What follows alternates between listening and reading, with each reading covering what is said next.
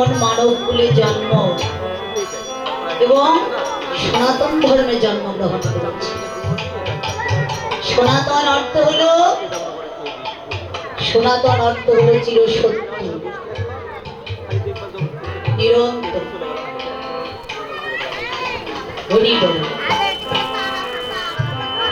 যা এখনো আছে ভবিষ্যতেও থাকবে।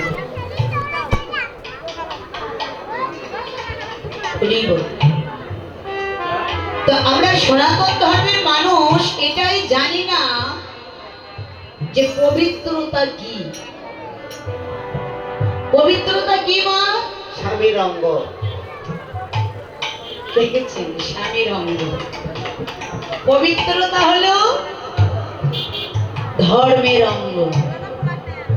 তো পবিত্রতা কি জিনিস এটাই আমরা এখনো জানি না। এত ধর্ম, এত হরিবাসর, যেখানে সেখানে কীর্তন শুনতে আমার মায়েরা যায়, যেখানে সেখানে কীর্তন হবে, কিন্তু এই আচরণগুলো আমরা কবে শিখবো বলুন তো? আমরা সনাতন ধর্মের মানুষ এখনো এটা জানি না যে জুতা পরে কোথায় যেতে হয় আর কোথায় যেতে হয় না। এই কথাটা কিন্তু আমরা এখনো শিখতে পারিনি বাবা।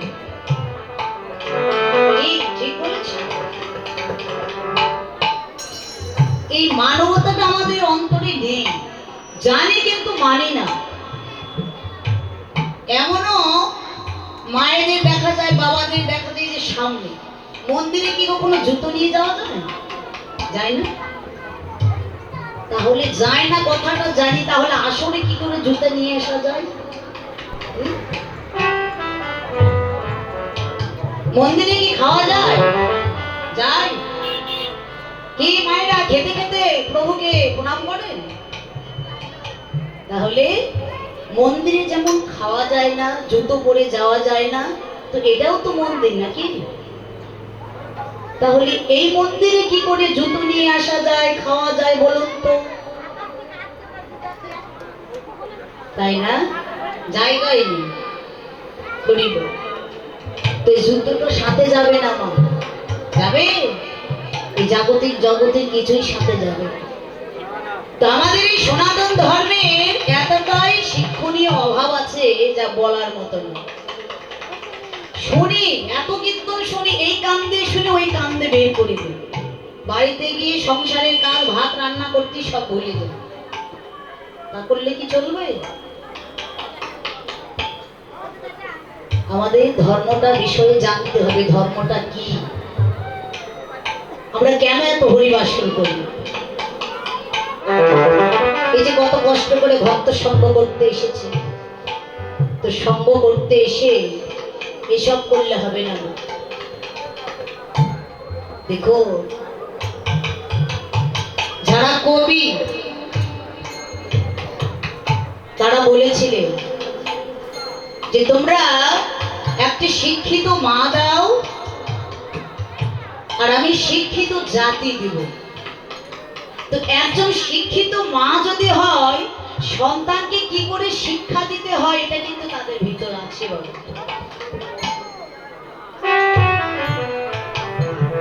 তারা সন্তানকে কিভাবে মানুষ করতে হয় এটা কিন্তু জানে।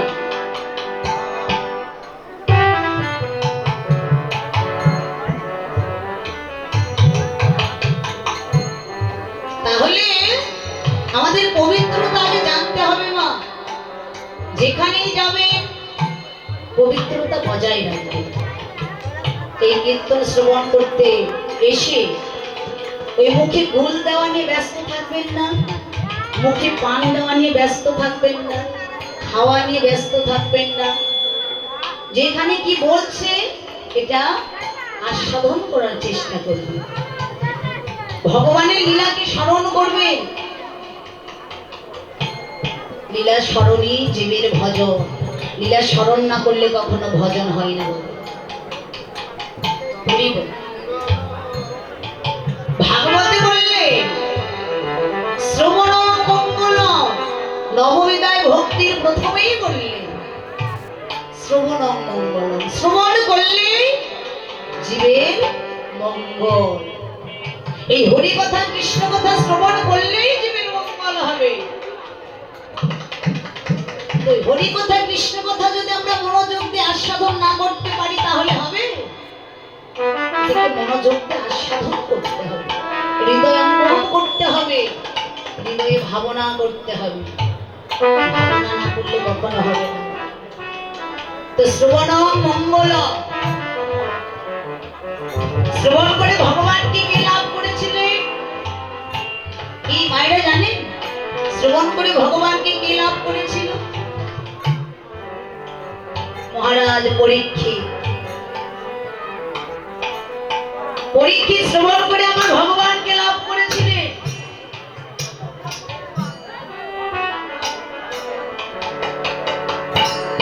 মহারাজ পরীক্ষিত একদিন বনে শিকার করতে গিয়েছিলেন। শিকার করতে গিয়ে তার অনেক জল পিপাসা পেয়েছিল। পাশে ছিল শ্রমিক মণির আশ্রম। তো জল পিপাসা পেয়ে মহারাজ পরীক্ষিত চিৎকার করতে লাগলে, যে কে আছো আমায় একটু জল দাও, আমায় একটু জল দাও, আমায় একটু জল দাও, জল দাও, জল দাও বলে চিৎকার করছিল। তো কেউ থাকলে তো তাকে জল দেবে। ছিল শ্রমিক মণি, কিন্তু সে তো ভগবানের ধ্যানে ছিল। কেউ যদি ভগবানের ধ্যানে মগ্ন থাকে সে কি কখনো কথা বলে? ভগবানের ধ্যানে থাকলে কি কথা বলা যায় মা? ভগবানের ধ্যানে থাকলে কখনো কথা বলা যায় না। তো জল দাও বলে চিৎকার করলে, যখন জল পেল না মহারাজ পরীক্ষিতে যেন ক্রোধ হয়ে গেল। মহারাজ পরীক্ষিত রাগান্বিত হয়ে গেলে, তখন জল না পেয়ে রাগান্বিত হয়ে তার পাশে পড়েছিল একটি মৃত সর্প। ওই সর্পটি কি করলে, ধনুকে অগ্রভাগ দ্বারায় ওই সর্পটি শ্রমিক মণির গলায় পরিয়ে দিল। শ্রমিক মণির গলায় পরিয়ে দিয়ে মহারাজ পরীক্ষিত ফিরে চলে গেল। আর এদিকে শ্রমিক মণির পুত্র ছিল শৃঙ্গিমণি।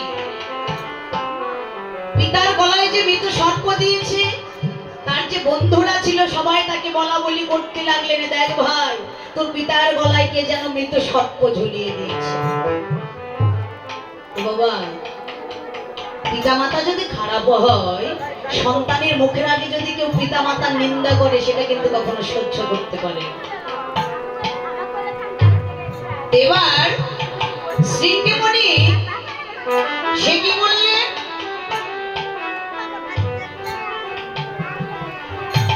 তাদের কথা শুনে তার হাতে ছিল কুমণ্ডল, সেখান থেকে জল ঢেলে নিয়ে তিনি অভিশাপ করলেন।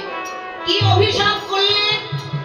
যে আমার পিতার গলায় যে মৃত সর্প ঝুলিয়ে দিয়েছে, আজ থেকে 7 দিনের মধ্যে তার দংশনে মৃত্যু হবে।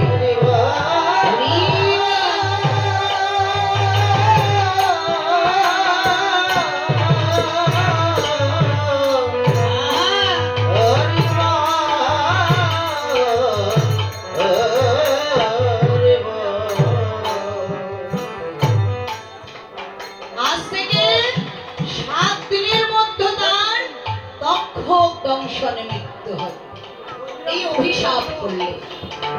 যখন এই অভিশাপটি মহারাজ পরীক্ষিত জানতে পারলেন, তখন তিনি চিন্তা করতে লাগলেন যে আমার মাত্র 7 দিন আয়ু, এই 7 দিনের মধ্যে আমার মৃত্যু হবে, কিন্তু আমি এখন কি করব?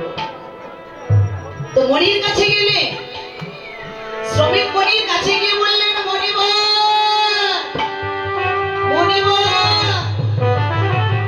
আমি ভুল করেছি মণিবর, আমি ক্রোধের বশে কি করেছি আমি এটা নিজেও জানি না। তো রাগ এমন একটি জিনিস বাবা, এই রাগ করে কিন্তু এই জগতে আমরা অনেক কিছু করি, তাই না? কিন্তু কিছু করার আগে নিজেকে ভাব ভাবতে হবে যে আমি রাগ করে কাজটা করছি, এটার ফল কি হতে পারে। এই ভাবনাটা কি আমরা করি বাবা? কি গো বাবা, করি? এই ভাবনাটা কিন্তু কখনোই করি না। করার পরে কিন্তু আমরা ভাবি, ভাবিয়া করিও কাজ, করিয়া ভাবিও না। তো কাজটি করার আগেই ভাবতে হবে যে এই কাজটি করলে আমার কি হবে। এবার মহারাজ পরীক্ষিত শ্রমিক মণিকে বললেন, মণিবর, তাহলে আমার যে 7 দিনের মধ্যে মৃত্যু হবে, আমাকে অভিশাপ দিয়েছে, এই অভিশাপ ফিরিয়ে দাও। তো মণিবর বললে, মহারাজ দেখো মণিবর, তুমি অভিশাপ আমার কাছ থেকে ফিরিয়ে নাও। তো মণিবর বললেন, মহারাজ দেখো, মণিরা যদি কাউকে অভিশাপ করে সেটা কখনো ফিরানো যায় না। তো মণিবর, আমার যে 7 দিনের মধ্যে মৃত্যু হবে, তার আগ পর্যন্ত আমার কি করা কর্তব্য?